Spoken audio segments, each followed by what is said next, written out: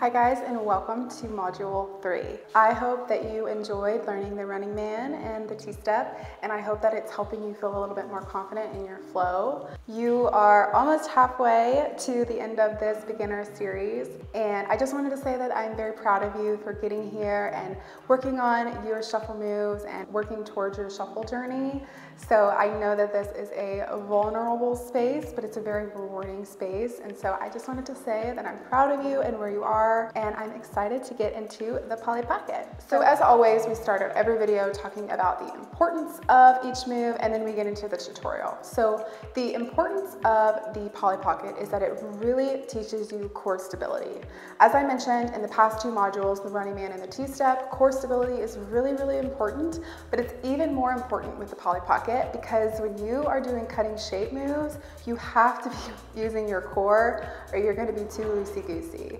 Using your core is so important with cutting shapes. Trust me, use your core. Now to use your core, I don't mean to like squeeze your belly really hard where you can't breathe. And we're also not sucking in. When I mean squeeze your core, we're not sucking into where we can't breathe. You still want to be able to breathe fluidly. It's just kind of a tightness in this area that we're just squeezing a little bit, right? We're engaging our whole upper body. We're engaging everything. So it's more of an engaged feeling rather than a squeezing or pushing in. It's not that, okay? So engaging that core. So the Polly Pocket is really going to set us up for all of the other cutting shape moves because it's quick and because it uses a lot of power. This is one of the most important cutting shape moves because a lot falls off of the Polly Pocket, but it's also pretty similar to the running man as far as using like opposite legs while kind of mimicking that motion, if you get what I'm saying. Another reason that I think the Polly Pocket is really important is because it is such an easy move,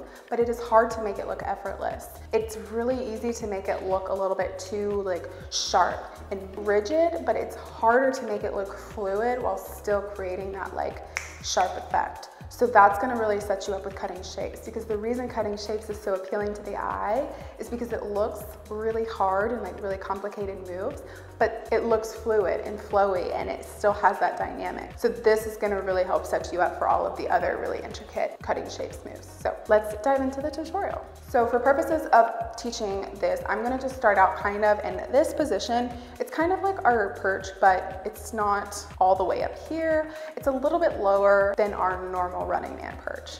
Okay, now the first thing we're gonna do is we're just gonna practice putting our heel down. As you can see, I'm twisting with the foot, boom, okay? So just practice that. Practice it to the front first. We're just putting our heel down, heel, heel.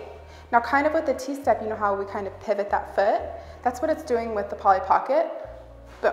I'm taking baby steps into getting here. So we kind of twist, boom. That's all that motion is. On the other side, it would be boom, boom. From the back, twist, twist, okay? Now I want you to really practice kind of putting a hop into it. So kind of that same motion that we're doing here, now you're just gonna hop. And you can see when I hop, now my back foot is coming up just a little bit. So I'm landing on my heel in the front, and in the back, I'm landing on my toes. So it's this move. You can see my front foot, my toes are lifted, my heel's planted into the floor, my back foot, my toes are into the floor, my heel's lifted. So we're here in our mini perch. We pop out, we shoot out, boom. And you can notice I'm kind of turning with my body a little bit, but still keeping some energy to the front a little bit, like your focus, your presence to the front. But my hips are going with my front foot. We're not leaving them behind. Hips go with. Okay, so from the back, we're in our little mini perch and we shoot out, boom. If we started on the other side, we shoot out, boom. Doing it slow is a lot harder than doing it fast, but once we land here, all we're gonna do is we're gonna switch now to the other perch. So this leg is gonna come back to the middle and we're gonna come back to our perch in the middle. Boom. Yeah, so you can see I'm facing the corner. Now everything of me comes back to the front. Okay, now we shoot out to this corner.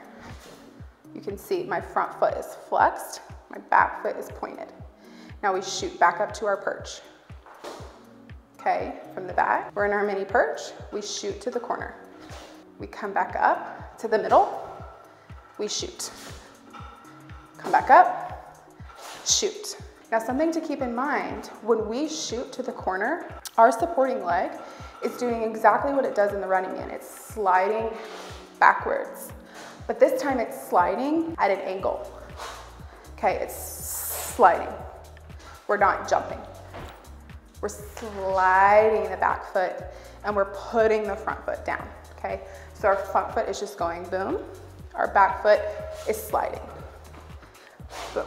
Now, when we come back to our perch, we're not jumping super high to get there. It's a mini slide, but you do jump just a little bit. Now this foot's gonna slide. Now we come back up, slide. Back up, slide. Something else to keep in mind is when you are doing your Polly Pockets this way, your front foot is straight. My back leg has a slight bend in it because you, like I said, you never want to land fully straight on those knees. That's really bad. You want to make sure that at least one leg has a bend. So that's my back leg. But my front leg is straight. And I'm using that core while I'm going because I'm going corner, middle, corner. Corner, middle, corner. Corner, middle, corner. Boom, boom, boom, boom, boom, boom. It's so much easier when you do it fast. So that's the kind of gist of how the Polly Pocket works. You need to have some power with the leg that's kicking out in front, or else it'll look weird. You want to have some power. Shoot, shoot, shoot, shoot, shoot. Really shoot that front leg out and really slide that back leg backwards. All right, so that is kind of the tutorial on how to do the Polly Pocket. So let's talk about arms. Arms for this one, I usually tend to keep in this position and I will twist the opposite way that I'm going. So to counteract that balance, something that I do, if I'm facing this way, I counteract a little bit. So I'm twisting my chest a little bit forward, but my hips are still staying in line with my legs. Boom. And naturally that kind of brings my arms here. Now when we switch, I go the other way. Boom, boom, boom, boom, boom, boom. You can keep them down. You can do one arm. You can do so many different things with your arms. So maybe for now, just kind of practice keeping them here in this safe zone and practice that counteracting feeling that you'll get from doing the Polly Pocket. So the secret to making the Polly Pocket look and feel effortless is that core stability. Without the core stability, you're gonna get, it's just a little bit too loosey-goosey. The core stability is really gonna help you because I'm squeezing that core. So for counts are always kind of like what we did in the module 1 and 2. When we shoot out, we're on the actual count numbers. When we come back up, we're on the and. 1 and 2 and 3 and 4. So that's all for the Polly Pocket, and I hope that you enjoyed this tutorial. In the next video, we're gonna talk about the Charleston. So I'll see you there.